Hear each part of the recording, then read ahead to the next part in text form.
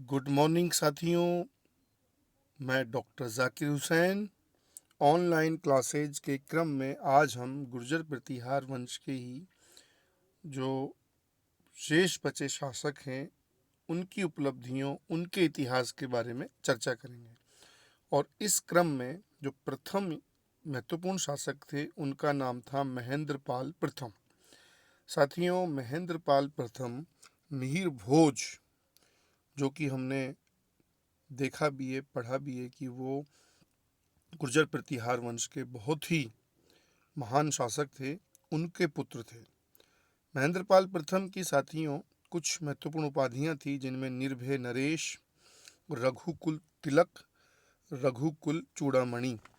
साथियों, ये उपाधियां कई बार अलग अलग परीक्षाओं में पूछी गई हैं, इसलिए आप इन्हें अच्छे से एक बार याद करेंगे।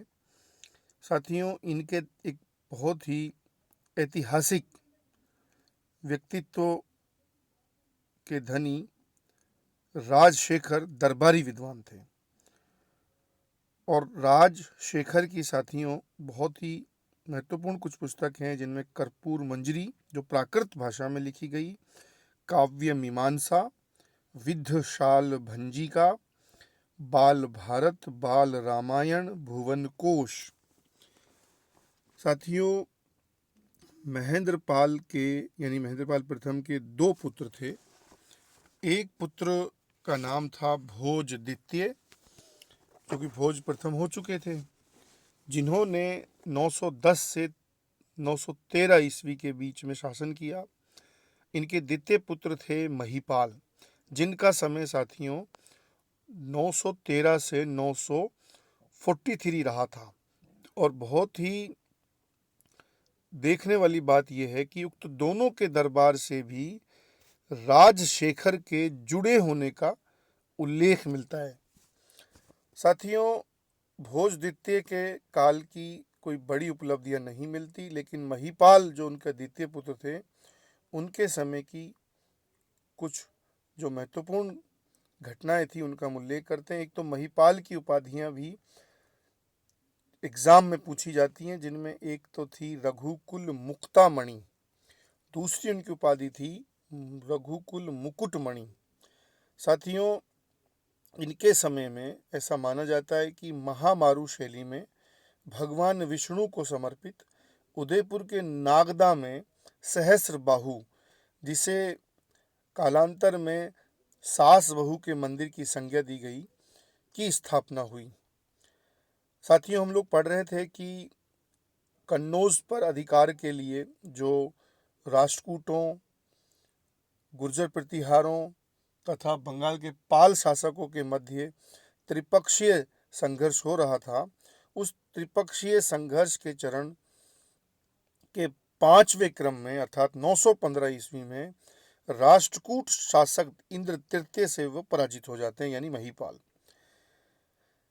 साथ ही अंतिम छठे चरण में भी 943 ईस्वी में, यद्यपि राष्ट्रकूट शासक जो थे उस समय वो कृष्ण तृतीय थे, उनसे वो पराजित हो जाते हैं, यानी महीपाल पराजित हो जाते हैं। लेकिन चोलों के साथ राष्ट्रकूटों के दक्षिण में संघर्ष की परिस्थितियों में या परिस्थितियों का लाभ उठाकर जैसे ही वो दक्षिण में पलायन करते हैं, महीपाल कन्नौज पर अधिकार कर लेते हैं। यानी साथियों, वैसे तो इस संघर्ष में बार बार जैसा कि हम देख रहे थे कि राष्ट्रकूट भारी पड़ते हैं, लेकिन दक्षिण में उनकी परिस्थिति होने तथा दक्षिण में उनके संघर्ष के कारण वे उत्तर में, ऐसा माना जाता है कि आंधी की तरह वो उत्तर में आते थे और तूफान की तरह पलायन करते थे। इसलिए उन सब परिस्थितियों का फायदा जो सबसे ज़्यादा उठाया वो गुर्जर प्रतिहारों ने उठाया। इसलिए गुर्जर प्रतिहारों के लिए साथियों कहा जाता है कि इस संघर्ष की शुरुआत भी उन्होंने की और अंतिम रूप से इस संघर्ष को अपने पक्ष में करने का श्रेय भी उन्हें है। यानी कन्नौज पर, जो कि उत्तरी भारत में राजनीतिक वैभव का प्रतीक था, उस पर अधिकार करने का श्रेय भी गुर्जर प्रतिहारों को ही है। साथियों, ये माना जाता है कि इन्हीं के समय अरबी मूल के बगदाद निवासी अल मसूदी द्वारा 915 ईस्वी में भारत की यात्रा की गई। और साथियों, उनकी एक बहुत ही महत्वपूर्ण पुस्तक थी मुरूज उल ज़हब, और इसको अंग्रेजी में बोलते हैं साथियों the meadows of gold and mines और जेम्स, में गुर्जर प्रतिहार शासकों हेतु बोरा व अल जुर्ज शब्द का उल्लेख हमें मिलता है साथियों। इनके बाद में जो शासक हुए, यानी महिपाल के बाद जो शासक हुए, उनमें महेंद्रपाल द्वितीय 943 से साथियों 948 के मध्य, देवपाल 948 से 54 के मध्य, और फिर साथियों विनायक पाल 954 से 955, फिर महिपाल द्वितीय 955 से 956, फिर विजयपाल 956 से 990, और साथियों जो अंतिम महत्वपूर्ण शासकों में दो शासक हैं साथियों, राज्यपाल और त्रिलोचन पाल। राज्यपाल का समय 990 से 1018 था। और साथियों, हमने कभी, आप लोगों ने भी पढ़ा होगा कि महमूद गजनवी जो अफगानिस्तान के गजनी प्रदेश के रहने वाले थे, विदेशी आक्रांता के रूप में भारत पर कुल 17 आक्रमण किए साथियों। और उनके 12वें अभियान के दौरान अर्थात 1018 ईस्वी में महमूद गजनवी द्वारा कन्नौज पर आक्रमण के समय युद्ध से पूर्व ही जो गुर्जर प्रतिहार शासक थे राज्यपाल, उनके पलायन करने का उल्लेख मिलता है। इसकी प्रतिक्रिया में यह माना जाता है कि यहाँ के सीमावर्ती चंदेल शासक विद्याधर, जो कि बुंदेलखंड जजाक भुक्ति क्षेत्र के शासक थे, द्वारा न केवल राज्यपाल की हत्या की गई, बल्कि फिर राज्यपाल के ही पुत्र त्रिलोचन पाल को कन्नौज का नवीन शासक बनाने का उल्लेख मिलता है। तो ये मान सकते हैं हम कि महमूद गजनवी विदेशी आक्रांता के रूप में कन्नौज पर आक्रमण करते हैं साथियों। और इस समय के जो पहले चरण के शासक थे वो राज्यपाल थे। अब राज्यपाल के बाद उनका पुत्र त्रिलोचन पाल 1019 से 1027 पर शासक रहते हैं। अपने 13वें अभियान के दौरान महमूद गजनवी द्वारा त्रिलोचन पाल तथा चंदेल शासक विद्याधर को पराजित कर धन संबंधी लूटपाट, जो कि उनका प्रमुख ध्येय भी था, करके वापस लौट जाते हैं। तो साथियों, इस तरह से गुर्जर प्रतिहार शासकों में राज्यपाल और त्रिलोचन पाल, जो पिता पुत्र भी थे, का संघर्ष हमें महमूद गजनवी के साथ मिलता है। साथियों, एक सवाल फिर महत्वपूर्ण है, बनता है हमारे यहाँ कि गुर्जर प्रतिहार वंश के अंतिम शासक कौन थे। तो अंतिम शासक थे साथियों इसके यशपाल। 1030 से 1036 उनका पीरियड था। और ऐसा मानते हैं कि फिर 1036 ईस्वी में गहड़वाल वंशी शासक चंद्रसेन द्वारा उन्हें पराजित कर उनकी राजधानी कन्नौज पर अधिकार कर लिया गया। और साथियों, हमने पढ़ा है बाद के समय में भी कन्नौज के गहड़वाल, और कन्नौज के गहड़वाल वंशी जो अंतिम शासक थे वो थे जयचंद गहड़वाल। 1173 से साथियों 1194 उनका समय था। और ये वही जयचंद गहड़वाल हैं जिनकी पुत्री संयोगिता के संबंध का विवाद राजपूताना के बहुत ही महत्वपूर्ण जो चौहान वंशी अजमेर के शासक थे पृथ्वीराज तृतीय चौहान के साथ हमें उनके संबंधों का उल्लेख मिलता है साथियों।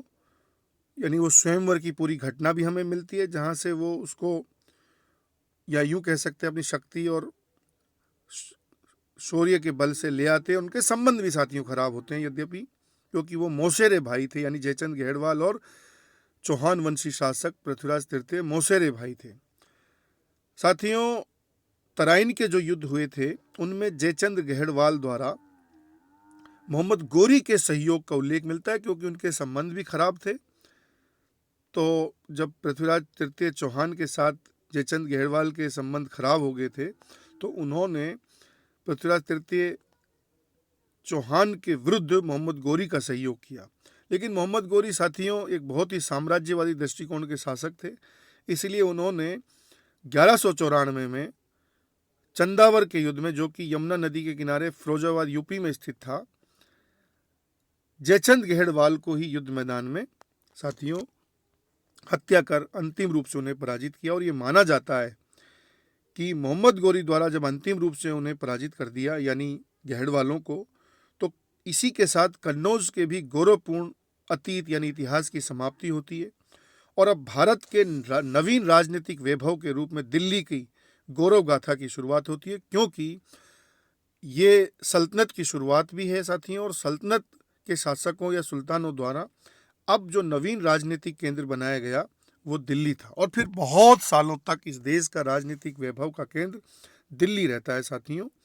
और बाद में लोदियों द्वारा स्थापित जो आगरा शहर था वो मुगलों के समय दिल्ली के साथ द्वितीय राजनीतिक वैभव बनता है।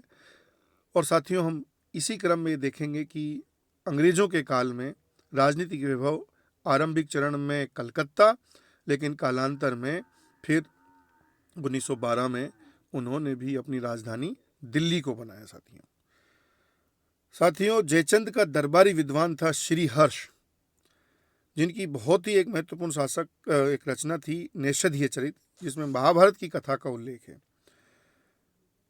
और एक और रचना साथियों श्री हर्ष की जो थी वो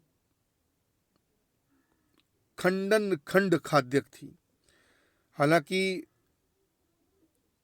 जालोर के भीनमाल से संबंधित ब्रह्मगुप्त, जिसे प्राचीन कालीन हम न्यूटन भी बोलते हैं, उनकी एक पुस्तक थी खंड खाद्यक।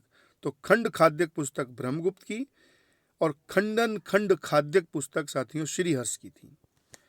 अब हम कुछ इनसे संबंधित एक दो जो महत्वपूर्ण फैक्ट है उनको देख लेते हैं साथियों। गुर्जर प्रतिहार कालीन अभिलेखों में उनके पदाधिकारियों हेतु राजपुरुष शब्दों का उल्लेख मिलता है। प्रतिहार वंशी शासकों सहित मध्यकालीन राजपूताना के अन्य शासकों में जो शासक के बाद द्वितीय सर्वोच्च पद होता था वो प्रधान नामक अमात्य के पास होता था। और जिन राज्यों में प्रधान का पद नहीं होता था वहां दीवान नाम से एक द्वितीय सर्वोच्च अधिकारी का उल्लेख हमें कालांतर में मिलने लगता है साथियों। प्राचीन एवं मध्यकालीन राजपूताना में राज्य की आय एवं व्यय के लेखे जोखे से संबंधित जो पदाधिकारी होता था वो अक्ष पटलिक होता था। और साथियों इसी प्रकार एक अन्य अधिकारी नैमित्तिक का हमें उल्लेख मिलता है। और नैमित्तिक साथियों राजपूताना में राजकीय ज्योतिष से संबंधित अधिकारियों के समूह या उनसे संबंधित पदनाम के लिए ये शब्द का उल्लेख मिलता है।